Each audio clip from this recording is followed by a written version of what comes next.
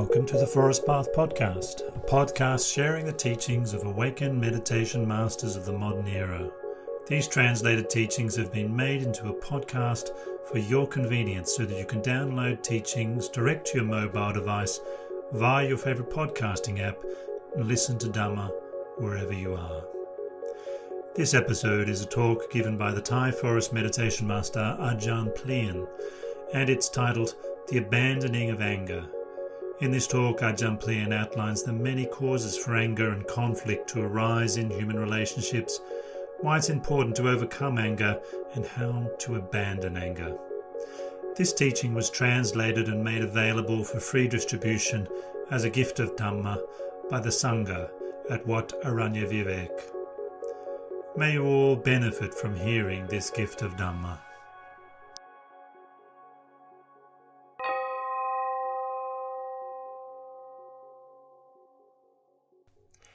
The Abandoning of Anger by Ajahn Plien. I would like to share the teachings of the Lord Buddha with you to help clarify your wisdom and enhance your faith and confidence. Why do human beings born in the world so often live in conflict, argument, and with suffering? We see it among our friends, families, and relatives, amongst all classes and in all countries.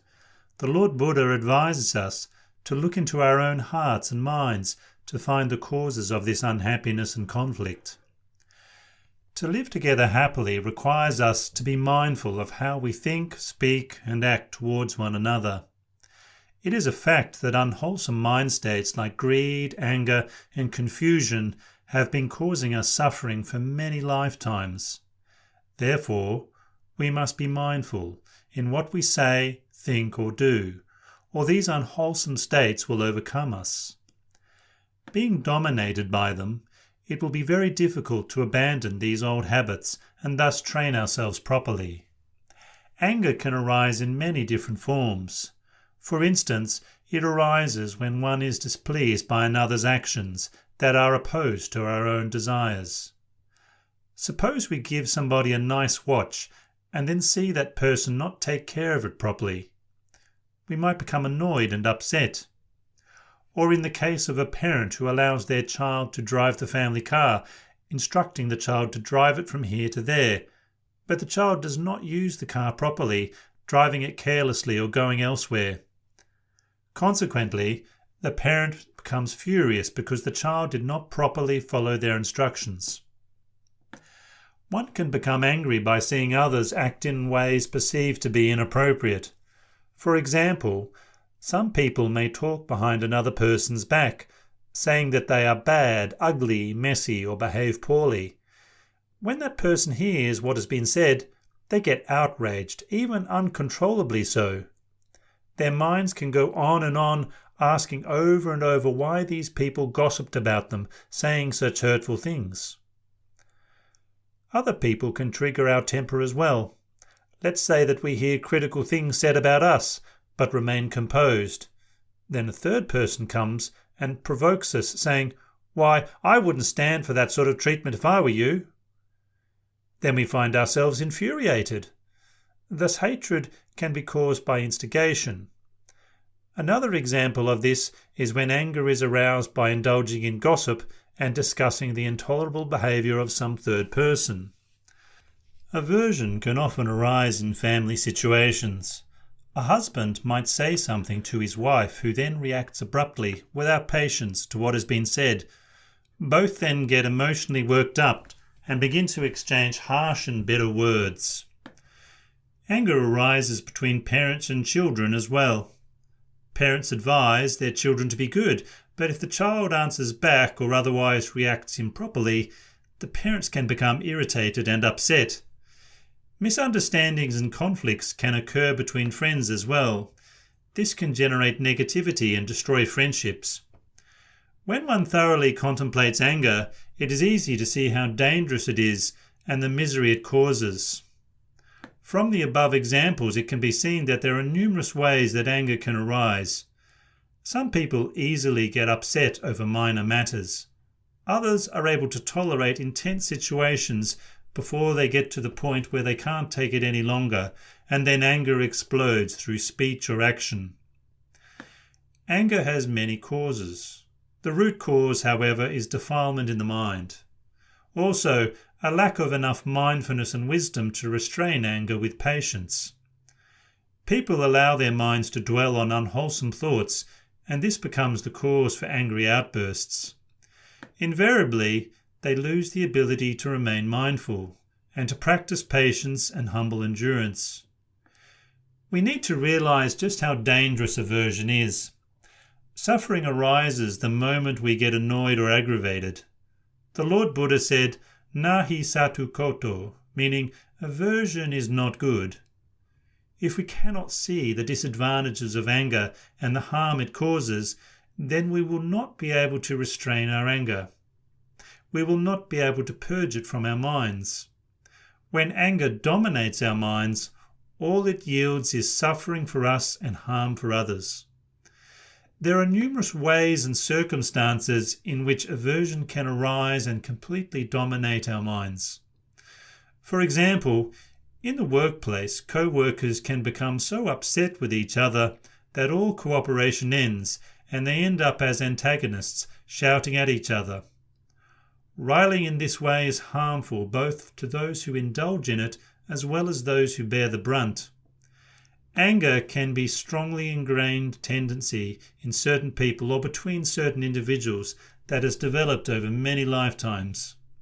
When they meet each other again in this life, either as husbands, wives, brothers or sisters, then those habits of resentment which have built up over these past lives will make it easy for them to get on each other's nerves again, even over little things. Sometimes one has spent a number of past lives with the same group of people. Some families always seem to be upset and argue with one another. There is no harmony in their lives. The power of their karma, their past deeds, is such that they are pulled to live with each other. In some cases, parents and children may live together yet not be able to get along. Their lives are filled with sorrow, a sorrow which repeats itself over and over again, lifetime after lifetime. For such people, even to look at each other or hear the other's voice can cause resentment and negativity. When people are interlinked in this way, just thinking about that person can cause so much suffering and ill will that the mind whirls out of control. Fighting and even killing can be the result. So it is evident that those with clouded minds experience sorrow and suffering. They find themselves in constant conflict with others, and their vexation is expressed through speech and actions. The Lord Buddha said that being angry is like being stabbed with a sword in the heart. The pain of anger penetrates the heart, and perpetual suffering is the consequence. Karma is created by this habitual action. If two people are always getting in a row, it may be that in former lives they adopted this tendency to get irritated every time their paths crossed. Even when they attempt to talk together amicably, trying to be considerate, they misunderstand each other and get into arguments. This is because of unskillful habits formed in previous lives. In those past lives, they might have fought and squabbled, constantly provoking and counter-attacking each other. There is another kind of anger that can arise because of love or lust. Consider the case of a husband and wife who love each other very much. However, if they allow possessiveness to stain their love, then feelings of ownership and jealousy arise. If one of them returns home late, then the partner worries until feelings of jealousy and mistrust are generated. When one of the partners feels ignored or not heard, a sense of resentment and frustration can result. This type of anger arises from love, attachment, lust, and jealousy. Similarly, sometimes the more parents love their children, the more they expect them to comply with their words. Parents can become very upset when their child does not behave in the way that they expect. A parent may have taught the child to speak kindly, but then they speak rudely or swear. Such disobedience can exasperate the parent. Their ire is actually rooted in love and attachment. The beloved child is expected to be considerate and well-behaved, fulfilling the parents' expectations by following their advice. The child receives much love and care from the parent, and the parent in turn wants the child to be sensitive and caring to others. When this doesn't happen, the parent is angered. We see that anger can easily spring out of love, be it between husband and wife, parents and children, or between friends. A lover can fly into a rage if their loved one does not follow their wish, criticizes, blames, or gossips about them. It is a ubiquitous and ingrained impulse in beings that have been born together in this world, to feel hurt and piqued when those they love do not fulfill their wishes and desires. Hatred is the most intense form of anger and can be very difficult to control. Revenge is even more intense than hatred. At the other end of the spectrum, negativity or minor feelings of frustration are among the less challenging facets of anger and can usually be restrained. If these milder forms of resentment arise and agitate the mind, but are then not allowed to express themselves through one's speech, expressions or gestures, they will be more easily run their course and fade away. However, if a person's rage intensifies, they may completely lose control. Minor fuming may turn into abusive utterances and actions and end up in a fight. Resentment or aversion is a mood that forms in a mind which has lost its ability to be patient and humble. The inevitable result is pain and suffering. It can grow into a craving for revenge and even to thoughts of murder. When unwholesome thoughts totally dominate the mind, a person can even feel a sense of elation at successfully murdering another. Unrestrained thoughts lead to unwholesome courses of action and yield enormous physical and psychological suffering.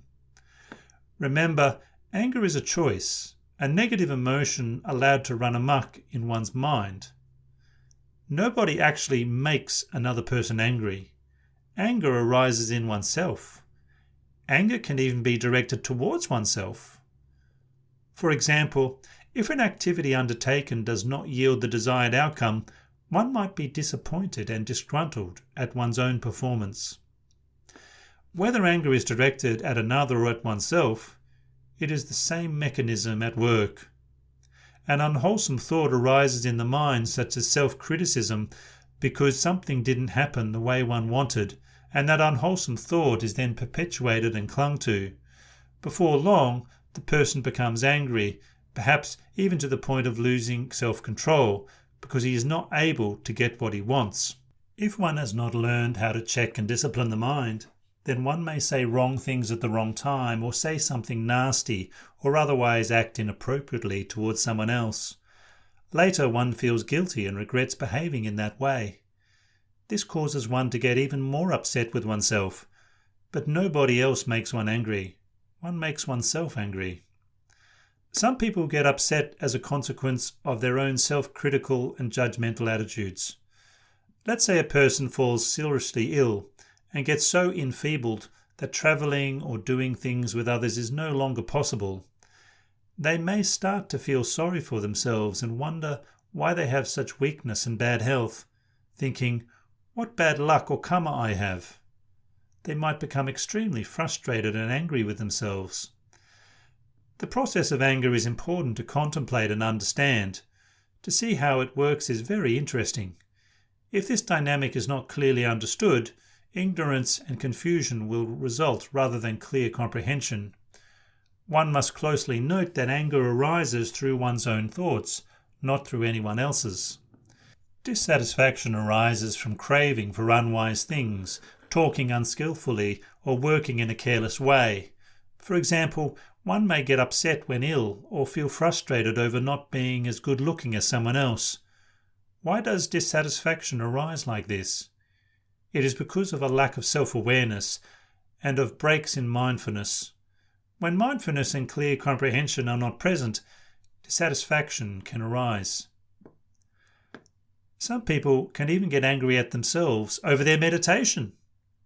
During meditation, they try very hard to calm and concentrate the mind but fail to do so. Their mind wanders here and there, thinking of many things other than the task at hand. The mind refuses to settle down and stay with the meditation object, no matter how hard they try. Finally, they give up, exasperated because their mind is so out of control. Each one of us intimately knows the face of anger. We believe that external things trigger it, but actually we have to understand that it is self-created. A person who does not behave correctly, who does not speak gently, nor knows the right time and place to say things, will inevitably find he cannot be tranquil and concentrated when meditating. When a person lets unwholesome states inhabit the mind, the latent agitation easily swells into anger. One's self-awareness disappears when this happens. Only misery and bad effects follow. People really suffer because they don't understand this process. When a person is really furious, everyone can see it written on their face and punctuated in their words in anger. The mind of a wrathful person is clouded, withered, and filled with suffering. Like a rotten egg, it's of no use to anybody. Even if a person dresses smartly in expensive clothes and fine jewellery, but then allows anger to adorn their heart, they will only be misery, ugliness, and pain for that person. The Lord Buddha said that anger is like a fire burning our heart, and that very fire can inflame our own speech or actions. He said, Nahi satu koto, meaning anger is totally blameworthy and ignoble. Contemplate whether anger is good or bad. How many times since our youth have we lost our temper? It has happened many times to all of us. Now we are getting older, some of us may even be grandparents, and we still get incensed by those around us. Every time anger arises, nothing beneficial comes from it.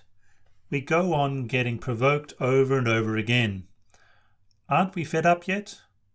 Will we just go on letting this unworthy, unwholesome substance fester in our hearts, making us so sad and miserable?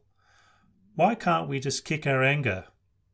It's because we lack mindfulness and wisdom, and thus fall under the sway of negative thoughts. Anger is unwholesome. In our lifetime, we have gotten angry over and over again for such a long time that you would think we would be tired of it. Why have we not changed? It is because our minds are still unhealthy. As if our minds are diseased and constantly feverish, burning us and causing endless agony. This disease just keeps on making us sick over and over again while we grow older by the day. We keep accumulating these rotten, unwholesome thoughts. Defilements are foul and cause misery for ourselves and others, but instead of purifying our minds, we allow all this rubbish to stay, never making an effort to get rid of it. The Lord Buddha said we are not wise if we do not relinquish anger and negativity. These are useless emotions and do not yield happiness. It is like storing a fermented, foul-smelling thing in our house or carrying it in our pockets wherever we go. Wherever we go, everything smells awful. Why do we carry such things around with us? Because we lack wisdom. Carrying something foul around is a simile for holding on to anger. Sometimes people get annoyed at their friends, children, nephews or nieces, spouse, grandparents, and then they catch themselves and regain mindfulness, realizing that they are doing an unwholesome thing. They understand that they have to live together with these people and they should not be averse to them. Even so, they feel incapable of avoiding such behaviour. Few are the people who are able to execute caution and thereby train themselves to not be overcome by anger. Please reflect. Is anger a good thing? How long have we been holding on to our aversions? Aren't we fed up with negativity? Does the burning rage inside make you happy? Don't you want to purify your mind of it? Don't you want to live happily? Or would you rather hold on to it and lead a miserable life? If you want your life to move in a positive direction, then inwardly reflect and look at the consequences of anger. You will see that its conquest is the most important thing. So now that we have exposed anger as a really bad thing, how can we cut it out of our lives to live happily? To answer this question, we must closely introspect in order to understand things clearly. If we fail to do this, we will live an unhappy life. It's that simple. The Lord Buddha taught us to never respond to an angry person with anger.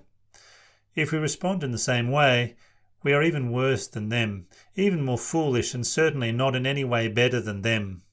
It is useless to respond to aversion with aversion. Let us find a way to avoid, abandon, and purify ourselves of this foolishness. Reflect on ways to abandon this stupidity. Now, how can we do this so as to be happy?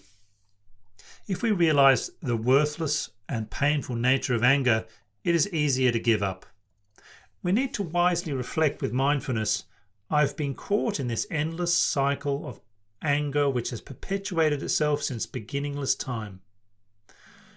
So what should we do first to curb this emotion and then completely abandon it, banishing it from our hearts and minds? This is achievable through the practice of patience and humility. Here's an example. Let's say we want something to be done in a particular way and instruct an appropriately skilled person on the specifications. Despite meticulous instructions, it does not get done that way. This may rile us, but rather than getting irritated, we can develop composure and remain silent, containing any arisen frustration within ourselves. By acting in this way, it just ends there. A parent may give a child a new toy and then later find it broken. Rather than getting infuriated, the parent can reflect on the impermanent nature of all things. It is natural that things like toys will wear out and eventually break, regardless of how they are treated by the child. If the parent merely focuses on the child's carelessness with the toy, they will no doubt be upset. Would that be of any use? They would still have to accept the truth that all objects wear out and break. In whatever social setting we are, we should endeavour to abandon feelings of vexation.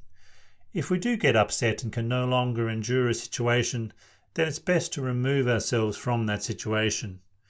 Not having contact with those who annoy us will help subdue the resentment. This is a means of temporarily abandoning ill will. It will check the anger until we meet that person again or situation again. Sometimes, when a couple is conversing, they speak in a way of point scoring, creating arguments and disagreements thereby. They do not even listen to each other. Instead, they carelessly hurl verbal barbs at each other. In the same way, children will argue and contend with their parents, not obeying their advice. So then parents get angry even though they love them. What should parents do? When they are extremely annoyed, then that's the time to let go of the situation, to drop it. That gives a chance for the anger to subside.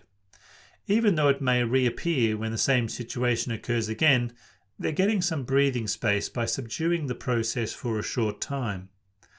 Please understand, though, that this is not a permanent method for preventing anger from arising.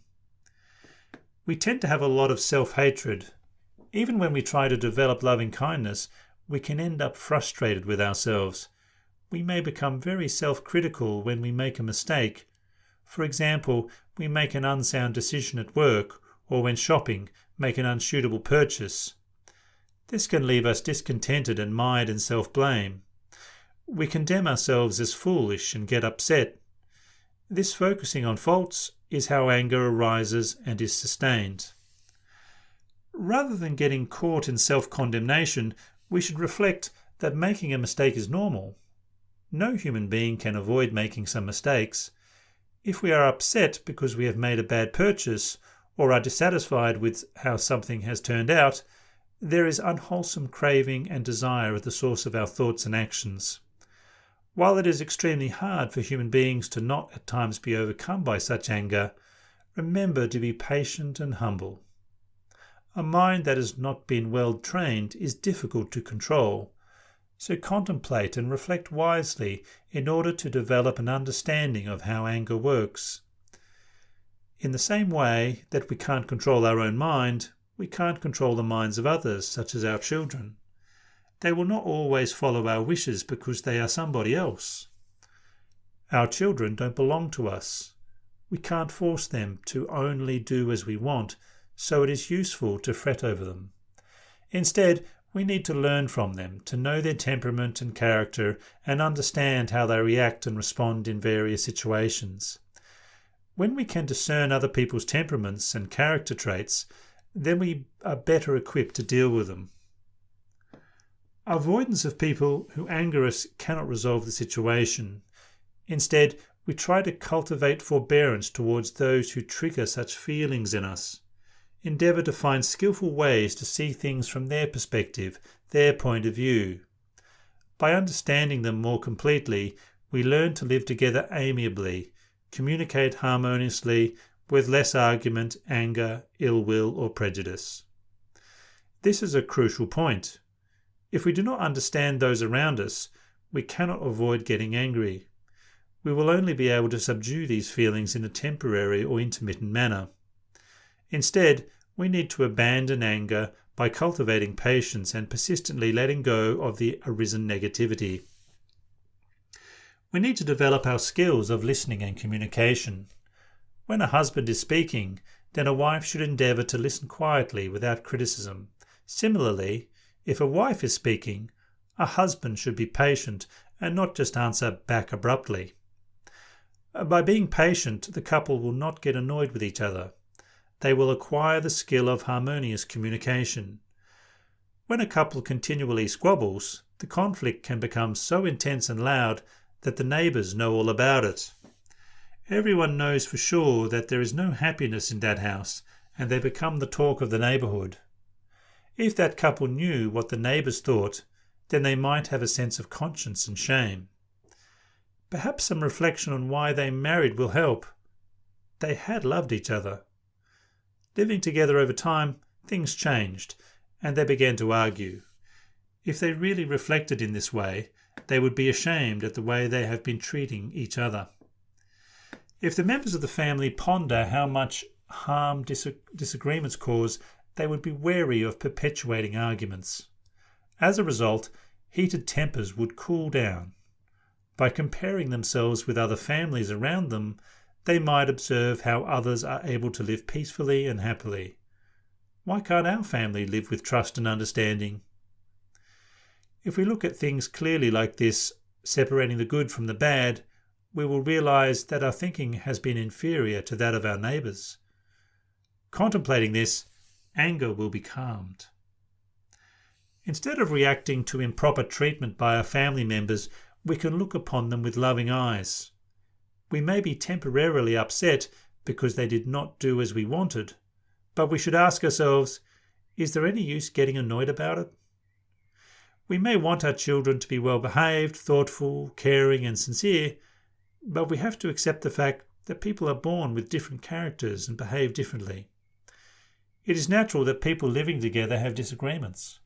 We need to learn about each other's temperaments and character traits so as to understand each other's actions. Some people work hard, have pleasant manners, speak well and are quick learners. Others are dull, slow, untidy and speak crudely. People are very different. When there is understanding, then it is much easier to forgive and not get caught in negative reactions. One should use common sense to remedy difficult situations. To understand our children's behaviour, we need to understand their temperaments and characters, and to know that each has their own personality. Even though we may wish that our children always behave well, some will perform better than others. We need to closely study our children's habits and character traits. If a child misbehaves, then as parents we need to instruct and counsel them. They are children and not yet as wise as adults. We love them dearly and wish them well. Through such observation, we can work out how to approach them and teach them how to achieve their very best. We also need to encourage them, showing them by example how to behave well and speak kindly. Counsel your children. Tell them to understand the consequences of how they behave and speak. If they do something wrong, we should practice forgiveness, knowing they are still lacking in self-awareness and wisdom. We teach them how to improve by having understanding and patience ourselves. They are our children, not objects of our anger. Explain to them the difference between right and wrong. Point out the results of actions and patiently show them the consequences of doing the wrong thing. We should not exhibit any annoyance while instructing them. Rather, develop friendliness and kindness and be filled with acceptance. They are still in need of our advice and guidance, and our love. People tend to get angry at those closest to them, their husbands, wives, children, or friends and co-workers. Try to constantly reflect on the fact that people are very different. Develop the ability to study and observe people, whoever they are, regardless of their sex or age. We can teach and train ourselves in this way. We observe, for example, that it is natural that when people get older, they tend to complain more. Sometimes they get upset about things without reason. If we understand this, then instead of getting frustrated, we can change our outlook and attitude towards them. We act with kindness, first discovering our own weaknesses and then carefully, with love, dealing with the situation. If we work on ourselves rather than trying to change others, then the positive changes in us will become evident to them. When they notice this, they will be at ease and have fewer grounds for complaint. To see the danger and pain associated with anger is the very method for abandoning it. Self-hatred can arise in our hearts to the point where one loathes oneself, even while trying to do loving-kindness meditation. The mind wanders and we end up getting annoyed at ourselves. What's the use of that? We are angry, and this is a defilement of the mind. The mind wanders due to a cause, the lack of mindfulness, clear self-awareness and wisdom to guide the thinking mind to calm and concentration. We shouldn't be upset with this wandering mind. When you reflect on it, it's laughable that we get angry even at ourselves. Anger and negativity are in the mind, and that is where they are overcome and abandoned. There is no logic in getting angry at oneself. During times of meditation, our minds are sometimes elsewhere. What do we gain then by getting exasperated? That only increases our lack of mindfulness, making the mind even more unstable and prone to wandering. Self-anger is ridiculous. There is no reason for such emotions. We should develop a lot of awareness around speech. Sometimes we allow sharp words to slip out without thinking. We say hurtful things because we think hurtful thoughts. Anger has originated in the mind. The harsh words come out because we have lost our mindfulness, wise reflection and patience. Having said something wrong or offensive, we can often suffer from guilt and self-loathing. If we train ourselves to develop more awareness around speech, then we can eventually overcome these negative speech patterns. Unwholesome thinking will affect our work, making it disorganized and lacking quality, resulting in our goals remaining unachieved. We may wish to do something well, but if the outcome does not comply with our expectations, we get angry at ourselves. Why? There is no point in getting upset. Anger is an unwholesome state and unbeneficial. Is there any sense in getting incensed? It's worth recognizing and acknowledging how much self-criticism and anger we are filled with. Think about it. Whatever we do, whether we are standing around, walking, sitting down, or even when asleep, the mind can get caught up in unwholesome negative thoughts. These defilements are in the mind. Defilements seek satisfaction and fulfillment in desire, but when those desires are frustrated, discontent results. Aversion leads to unskillful speech and action. We need self-awareness, mindfulness, and wisdom to investigate and contemplate the causes of anger. We need to carefully look inward. Consider your character and personality. How do you speak to people? How do you do things? How do you think? Use wisdom to catch your own bad habit patterns. It's only after having understood these patterns that we can abandon them. This is how we come to reduce the intensity of anger in the mind. What should we do when we try this but fail? One thing we can do is to really study the disadvantages of anger, carefully notice how it has a gross negative effect on our relationships. We can then see the suffering arise right here and now as a result of aversion. Use intelligence and wisdom to clearly comprehend the ill effects of hatred. By doing so, we will gradually find it easier to refrain from getting outraged. Learn to observe other people and study their habits and idiosyncrasies. We may see that their mannerisms of body and speech that upset us are the norm for them. They are who they are. This understanding can enable us to give up being annoyed by them. It is important to note the way we react and to the process of our reaction. For example, when criticized, sound is heard by the ears and it is recognizable by the minds. Then it is stored in memory and becomes a part of consciousness. This is how it is known in the mind. If we are angry, we also know this in the heart and mind. Why cling to that memory of a sound? It has ceased to exist. It is not self. Why do we hold on and attach to things? Why do we attach to unwholesome thoughts and moods? When we consider this process of what's happening, it helps us abandon anger and ill will. The more we let go, the less intense these defilements get. The next time we are criticized, we will be even less bothered by it. We don't want to react with aversion because we have seen how dangerous and painful it is for our hearts. We no longer attach to things that allow anger to arise. All criticism, abuse and condemnation can be looked on as not self. Contemplate these things according to their true nature, that they are impermanent, suffering, and not under self-control. We can see these three characteristics of all experience. We cannot control things. Other people are not us and not under our control. We have no power over the sound that comes out of other people's mouths. People are composed of the four elements. If someone is alive, they talk and gossip. Only the dead do not talk. The sound of talking cannot be controlled. This is a logical fact. Criticism and gossip are just conventional forms of expression.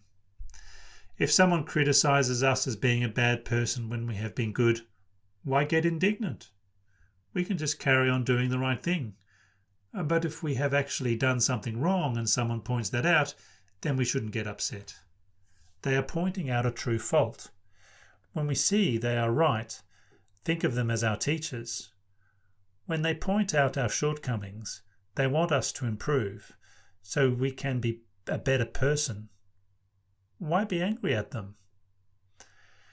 Unfortunately, people don't want to look at themselves. They always think they are right, having the attitude that they are better than others. If anyone disagrees with them, they become furious. If we really are right, then continue acting correctly, doing what's right, even through criticisms. The more good acts we can do, the less we will incline to anger. If we are actually misbehaving and people point that out, then we should accept that criticism so as to improve and mature. We should aim at self-development. If someone helps to point out areas in which we can grow, then have appreciation instead of sulking about it. A parent should teach a child by example and practice non-anger if they want their child to also be composed and not easily angered. The child will emulate the parent and improve their behaviour. When we say or do something wrong, we are often disappointed with our so-called inadequacies. We are frustrated with ourselves because of the fault-finding mind. As a result, we are not in the right frame of mind to meditate peacefully. If we observe this situation with awareness and wise consideration, we will see that it is obviously unskillful. That anger has many disadvantages and ill effects, and is due to lack of self-awareness will become evident. There is no happiness in anger. At all times it only brings affliction and suffering to us and others. With enough self-awareness and wisdom, one can see that anger is suffering a self-inflicted pain. It burns the mind every moment that it is present. At such times, there can be no contentment whatsoever. Who could possibly consider anger as good? Just view its effect on our minds and hearts to see the damage it causes. Then it is easy to see that we have been in a state of suffering for a long, long time. It can persist until our last breath and then continue to saddle us in future lives as well. This can be of no use at all. If everyone understood the harm caused by anger using the clear understanding of Dhamma, then we would all give it up and live with light hearts and minds. In the case of a quarrelsome couple, they should refrain from behaving impulsively on the spur of the moment. Instead, they should wait until the situation calms down. Then they can sit down together and talk reasonably. This is true for parents and children as well. When anger begins to arise, parents should compose themselves for a moment before saying anything to their children, and then advise them calmly. Actually, everyone should be treated this way, whether it's great-grandparents, grandparents, parents, children, brothers and sisters and friends. When anger occurs, the emotion should be allowed to cool down before acting. Try to be patient and humble. Don't express unskillful feelings. Have forbearance. Don't show your negativity through facial expressions. Instead of scrunching our eyebrows together, we can smile or at least look at the other person without saying anything nasty or expressing our emotions. Be calm. If we can be equanimous in the face of difficulties, then we will be happy. If we reduce and then abandon anger, we will all live together in peace and harmony, whatever our race, creed, sex or religion. The whole of society can live in happiness. If we remove aversion from the mind, we will be blessed with contentment and serenity. We will experience a cool, refreshing ease of the mind at all times. We won't be walking around with a pulled face and a frown, but rather be joyous and cheerful. This is the reflection of a blissful mind. It is the result of the conquest of anger. Each one of us should strive to overcome anger so it can never poison us again. Actually, we don't have that much anger in our hearts that it can't be overcome. Anger, however, has an inflammable quality, so it can easily flare up. We must have large reserves of patience.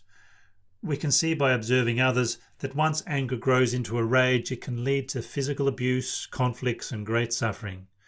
Nobody really wants to experience pain themselves or to cause others pain. No sensible person wants to torment themselves or others. Pain is a direct consequence of anger. If we don't let go of it, then revenge festers. Fights and even murders can result. The perpetrator will then also suffer the consequences in their next life. Now that is suffering.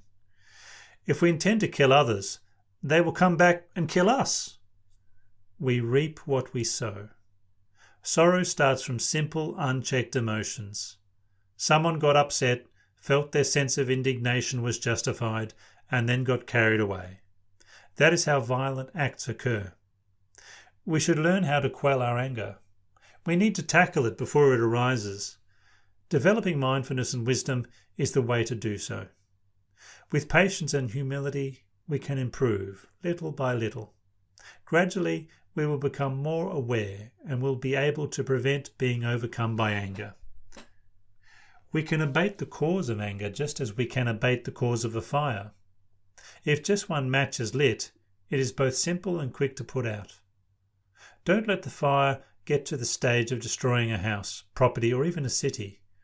By not adding fuel, the fire dies by itself. Preventing anger is just like preventing a fire. Whenever anger flares, we put it out right away through patience and humility. But we have to be extremely mindful so as to see unpleasant feelings as it arises before it develops into anger, resentment or pain. If we can do that, all of us, family, friends or whoever, will live happily. If we want to live together in peace and solidarity in society, we can all learn to work together harmoniously, intelligently and with kindness. We need to learn to be aware of each other's characters and to easily forgive and forget. We should always have benevolence and kindness in our hearts and look at each other with smiling, happy faces, speak to each other using kind, gentle words, and think in friendly, generous ways. This positive outlook is something we practice and develop throughout our lives.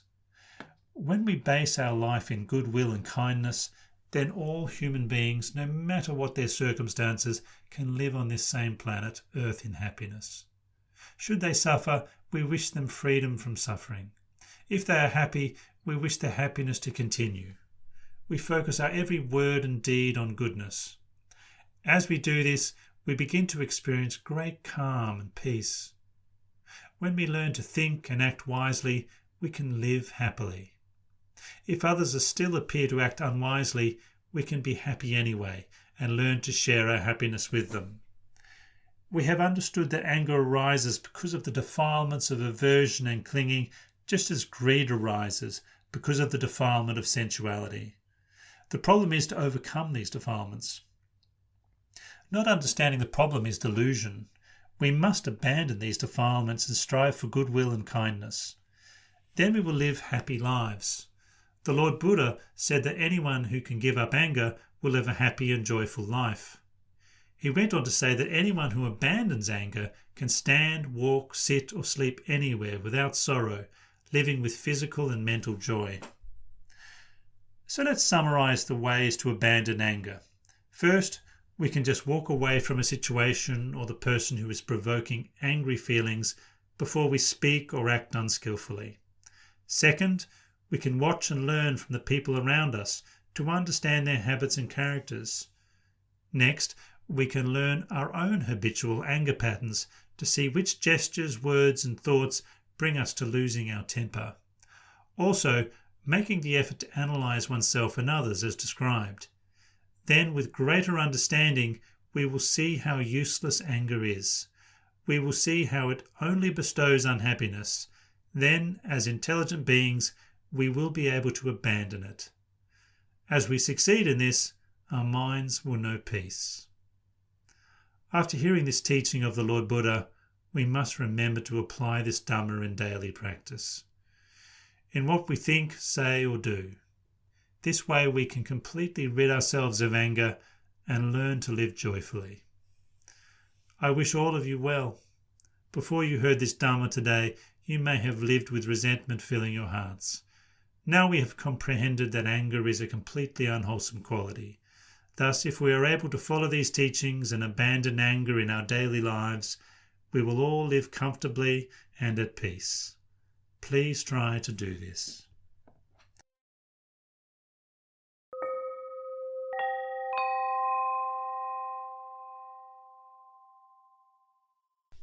That concludes the Dhamma teaching, The Abandoning of Anger, by the Venerable Ajahn Plien.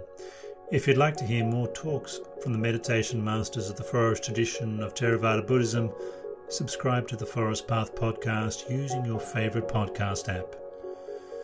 It is the spirit of dana, freely offered generosity, which has kept the entire Buddhist tradition alive for more than 2,500 years. The gift of Dhamma excels all gifts. The Forest Path podcast is part of the Everyday Dhamma network. If you go to the everydaydhamma.net homepage, you can discover more about the 3 other podcasts on the network also. This podcast is produced and narrated by Sol Hanna.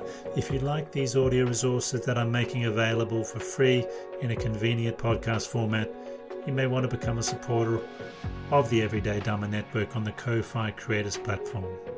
There are links in the description below. Thank you for listening. May you all experience insight and peace.